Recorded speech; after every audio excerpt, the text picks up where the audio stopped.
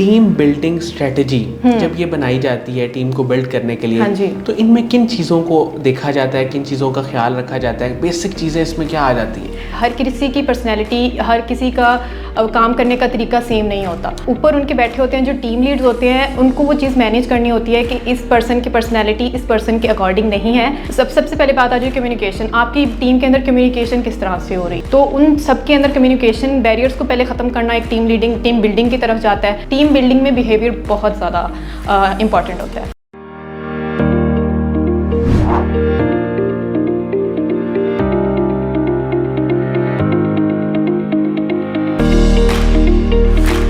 अस्सलाम वालेकुम नाज़रीन, शेयरिंग ऑफ प्रोफेशनल विजडम के साथ मैं हूं आपका मेज़बान अली रहमान खालिद। नाज़रीन, ज़िंदगी में रोशनी बने, सोच बदलेगी तो पाकिस्तान बदलेगा। इस स्लोगन के साथ हम हमेशा आपकी खिदमत में हाज़िर होते हैं और हमारा पैगाम यही होता है, हमारी कोशिश यही होती है और हमारी काविश भी यही होती है कि ऐसे लोगों को आपके सामने लेके आया जाए जिनकी ज़िंदगी में कोई प्रैक्टिकल काम हो और उन्होंने कोई अपनी कंपनी में, अपनी ऑर्गेनाइजेशन में या जिस जगह पे भी वो काम करें वहाँ पे उन्होंने कोई वैल्यू एडिशन किया हो, ताकि जब आप उनकी गुफ्तगू सुने तो आपको भी एक एनर्जी मिले, एक वो पैशन की तरफ आप भी जाएं।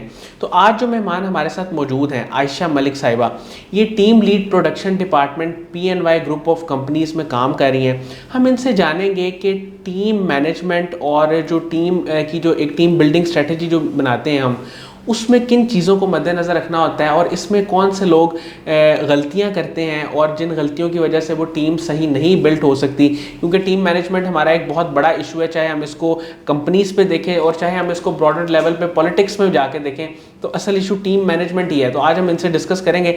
अस्सलाम वालेकुम आयशा मलिक साहिबा, कैसी हैं आप? वालेकुम अस्सलाम, कैसे हैं सर आप? अल्हम्दुलिल्लाह मैम, मैं सबसे पहले तो ये जानना चाहूँगा कि आपने जॉब भी की, बीइंग अ कंटेंट राइटर भी काम किया और फिर आप प्रोडक्शन डिपार्टमेंट तक पहुँची, तो ये सारा सफ़र किस तरह तय किया? ये सारा सफ़र जो मेरा स्टार्ट होता है वो मेरा स्टार्ट होता है 2020 के बाद। 2020 में मेरी ग्रेजुएशन कंप्लीट हो गई थी तो कोरोना आ गया। So I am already in a writing position. Like मुझे था शुरू से शौक ना राइटिंग का, ऑलरेडी पोएम्स राइट कर रही थी और इसके अलावा शॉर्ट ब्लॉग्स वगैरह राइट करती होती थी अपने फ्रेंड्स के लिए।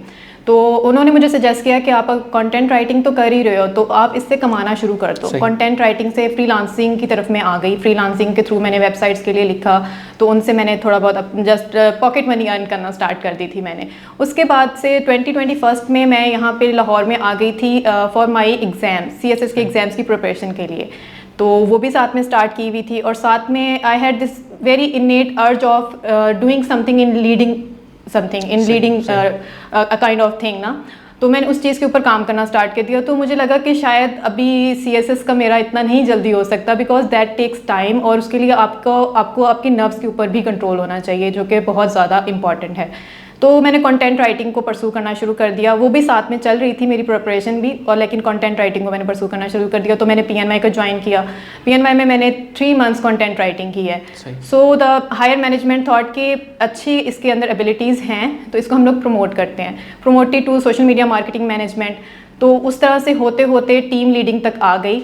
इन लाइक 2021 के मार्च में मैं टीम लीड प्रोडक्शन में आ चुकी थी और उससे फिर आगे ये जर्नी स्टार्ट हुई और अभी तक चल ही रही है। अच्छा मैम, मैं ये जानना चाहूँगा क्योंकि बहुत सारी कंपनीज़ में HR के लोग भी हैं जो ये काम करते हैं, तो टीम बिल्डिंग स्ट्रेटजी जब ये बनाई जाती है टीम को बिल्ड करने के लिए, हाँ जी। तो इनमें किन चीज़ों को देखा जाता है, किन चीज़ों का ख्याल रखा जाता है, बेसिक चीज़ें इसमें क्या आ जाती हैं? Team building for me team building जो है वो आप ना सबकी पर्सनैलिटीज़ बड़ी डिफरेंट होती हैं।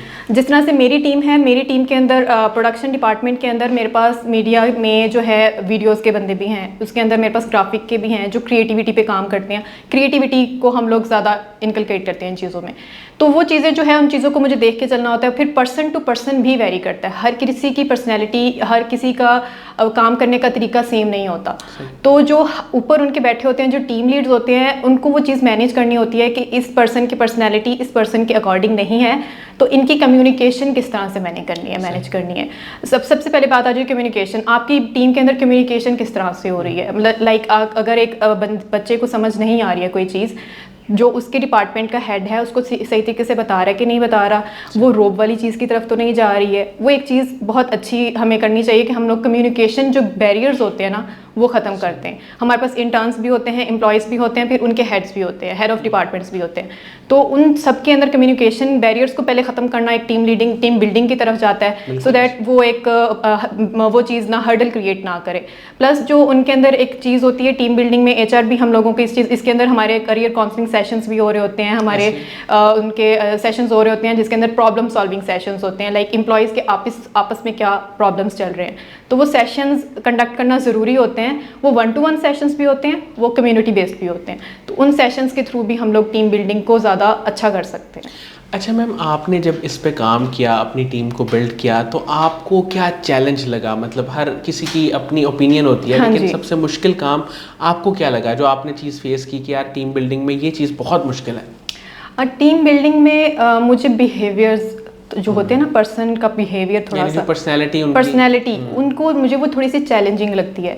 बीइंग ए गर्ल, अब I don't know if it's should sound good और नॉट, बट मुझे बीइंग अ गर्ल मुझे ये चीज़ पता है, और ये चीज़ होती है कि हम लोग टास्कर होते हैं, जो जितनी भी लड़कियाँ होती हैं अकॉर्डिंग टू मी मल्टीटास्कर होते हैं। हम लोग एक काम के साथ साथ 2-2 3-3 काम हम लोग मैनेज कर लेते हैं।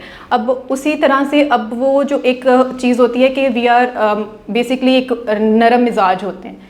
अब बिहेवियर्स का इस तरह से होता है कि कभी कभी आपके सामने इस तरह का पर्सन आ जाता है that is very stubborn, that is very you से के मतलब उसकी बड़ी ऐसी इनफ्लेक्सिबल, हाँ जी, इनफ्लेक्सिबल होता है। तो उसके साथ डील करना बहुत मुश्किल हो जाता है, उसको डील करना, उसको समझाना तो बड़ा डिफ़िकल्ट हो जाता है, और उसको फिर लेके चलना कि टीम, अब ये भी चीज़ हो जाती है वो स्टबर्न भी है और उसकी इतनी एबिलिटी भी इतनी अच्छी है कि हम उसको टीम से निकाल भी नहीं सकते।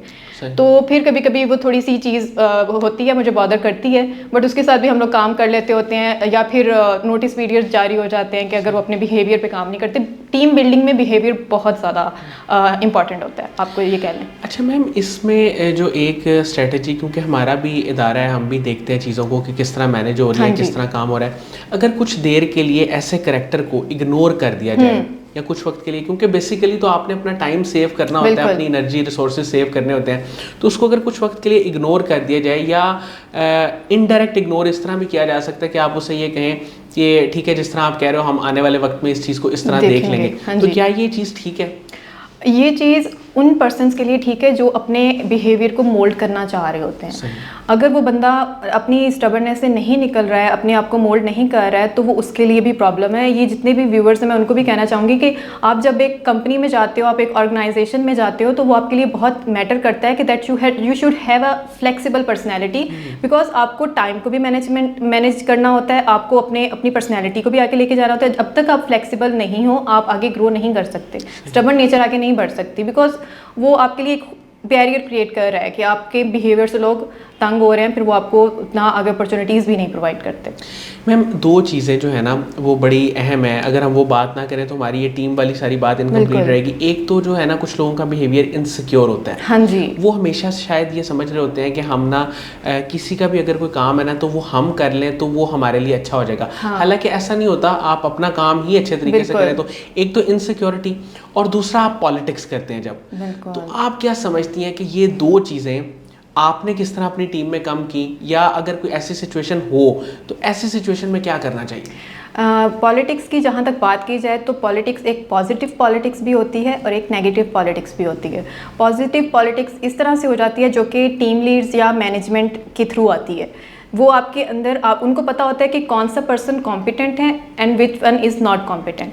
तो वो जो कॉम्पिटेंट पर्सनस होते हैं उनके दरमियान में वो एक किस्म का राइवलरी तो नहीं होती, वो चल ज़रूर रही होती है, उनके आपस में तो ज़रूर राइवलरी चल रही होती है कि आई एम द बेस्ट, लेकिन वो उस चीज़ को वो कंपटीशन में उनके अंदर से, तो वो जो आउटपुट है वो प्रोडक्टिविटी ज़्यादा निकल के आती है। अब मेरी एग्जांपल ले लें, जिस तरह से हम लोग अब काम कर रहे हैं, तो मेरी टीम के अंदर 2-3 एक ही डिपार्टमेंट के अंदर बहुत अच्छे लोग हैं। जो मैं करती हूँ, मैं ये करती हूँ कि मैं दोनों को सेम टाइप का टास्क देती हूँ, एंड मैं उनके अंदर ये चीज़ कर देती हूँ कि मुझे ये टास्क इस टाइम में कौन कंप्लीट करके देगा। तो आपस के उस चीज़ के अंदर कि हमने करना है और बेस्ट किसने करना है, तो उसके अंदर टीम का या ऑर्गेनाइजेशन का फ़ायदा हो रहा होता है और उनकी अपनी एबिलिटीज़ बहुत ज़्यादा अच्छी हो रही होती हैं। तो ये एक चीज़ प्रोडक्टिविटी उनकी बाहर आ जाती है, कॉम्पिटेंस उनकी, अगर हम उनको देखा जाए, ये पॉजिटिव पॉलिटिक्स में आ जाता है। नेगेटिव पॉलिटिक्स ये हो जाती है कि वो एक दूसरे में जेलसी आ जाती है, वो एक दूसरे के बारे में बातें बता रहे होते हैं, एक दूसरे को जाके कह रहे होते हैं कि इसके बारे में ये बात है, इसके बारे में ये बात है। बीइंग अ टीम लीड आपको वो सब इग्नोर करना होता है, बिकॉज हर स्टोरी के दो पहलू होते हैं, तो आप कभी भी एक पहलू की तरफ जाके उसको नहीं लेके चल सकते, आपको दोनों की साइड सुननी होती है और फिर आपको फैसला करना होता है। मैम, इस वक्त अगर हमारा इंटरव्यू कोई ऐसा शख्स सुन रहा है या कोई ऐसे साहब सुन रहे हैं जिनकी अपनी टीम है, हाँ जी, तो वो चाहते हैं कि इनकी प्रोडक्टिविटी मैक्सिमम हो, यानी कि आउटकम जो हमारी ऑर्गेनाइजेशन को मिल रही है उसको हम मैनेज कर सकें, उसे हम बेहतर कर सकें, इंक्रीज कर सकें। हाँ जी। तो उसके लिए आप क्या 2-3 बातें ऐसी बताएंगी जिससे वो अपनी टीम की प्रोडक्टिविटी इंक्रीज कर सकते हैं? प्रोडक्टिविटी इंक्रीज़ करने के लिए ये है कि पहली बात तो आपके अंदर सब्र बहुत ज़्यादा होना चाहिए। आप पेशेंस जितना आप लेके आएंगे, आपकी अपनी नेचर एक तो डेवलप होगी, क्योंकि जब आप ह्यूमंस के साथ आपका इंटरेक्शन होता है, हमारी यूनिवर्सिटी लेवल पे भी होता है। मैं अपने बारे में बताती हूँ कि स्कूल लेवल पे भी मैं हेड गर्ल थी, कॉलेज लेवल में भी हेड गर्ल थी, और even in university level I was the GR of my class. तो ये चीज़ें मेरे से शुरू में मेरे साथ ये चीज़ें चली हैं, और मुझे अपने अंदर एक चीज़ ये नज़र ज़रूर आती थी कि मेरे अंदर पेशेंस था। I am a good listener.